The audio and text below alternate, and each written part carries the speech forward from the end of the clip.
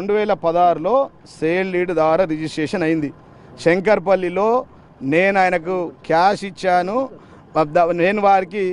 నేను వారికి ఏదైతే ఉందో ట్రాన్సాక్షన్స్ అయిపోయినవి, రిజిస్ట్రేషన్లు జరిగినాయి, రిజిస్ట్రేషన్లు అయిపోయినాయి 16లో.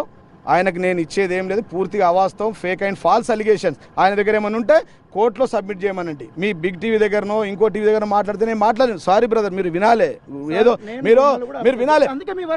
కోర్టులో ఎల్బీ నగర్ కోర్టులో కేసులు వేశారు ల్యాండ్ అయినదని. కోర్టు డిసైడ్ చేస్తుంది. చేవెళ్ళ కోర్టులో కేసులు ఉన్నాయి, కోర్టు డిసైడ్ చేస్తుంది.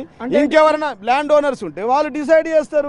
వాళ్ళది కూడా మీకు ఇచ్చేసారా? వాళ్ళది కూడా సామదామోదర్ రెడ్డి మీకు ఇచ్చారా? రిజిస్ట్రేషన్ సామదామోదర్ రెడ్డి ఎవడో తెలియదండి మాకు. సామదామోదర్ రెడ్డి ఎవడో మాకు తెలియదు. వాడు ఒక ఫ్రాడ్ ఒక చీటరు. ఆయన మీద ఎన్ని కేసులు ఉన్నాయో రాజేంద్ర నగర్ పోలీస్ స్టేషన్లో చూడండి. హైదరాబాద్ మొత్తంలో చేసుకొని ల్యాండ్ గ్రాబర్ వాడు. వాళ్ళు నేను కొన్నది రామచందర్ రెడ్డి దగ్గర, రత్నాకర్ రెడ్డి దగ్గర, నీరజ రెడ్డి దగ్గర, స్నేహజ రెడ్డి దగ్గర నేను కొన్నది ల్యాండ్.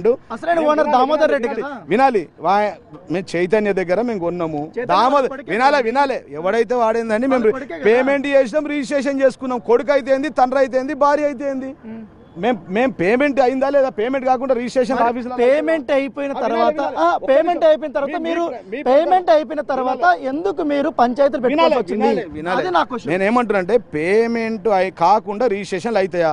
అయితే మీరు చేయించుకోండి. ఒక 5 ఎకరాలు నువ్వు అప్పుడు ఎమ్మెల్యే ఉన్నారు కాబట్టి అధికార దుర్వినియోగం చేశారా? మరి ఇప్పుడు నేను ఏమంటున్నా, నువ్వు విలేకరు కదా, నువ్వు ఇంత పెద్ద విలేకరు, ఒక 100 గజాలు చేయించుకోవడం దగ్గర మోకిలలో ప్రభుత్వం నేను చేయించుకోనయ్యా. నేను అనేది ఏంటంటే నువ్వు అర్థం చేసుకో. ఉట్టిగానే అరుస్తే కాదు. నువ్వు ఒక్కటి 40 మంది విలేకరులు ఉన్నారు, అందరు సమానం చెప్తా. నీవు ఇప్పుడు నువ్వు అన్నావు కదా 114 ఎకరాలు రిజిస్ట్రేషన్ ఎవరైనా డబ్బులు లేకుండా కానీ పేమెంట్ లేకుండా ట్రాన్సాక్షన్ లేకుండా చేస్తారా? రిజిస్ట్రేషన్ ఆఫీస్లో కెమెరా ముందు రిజిస్ట్రేషన్ అయింది, వాస్తవం కాదా?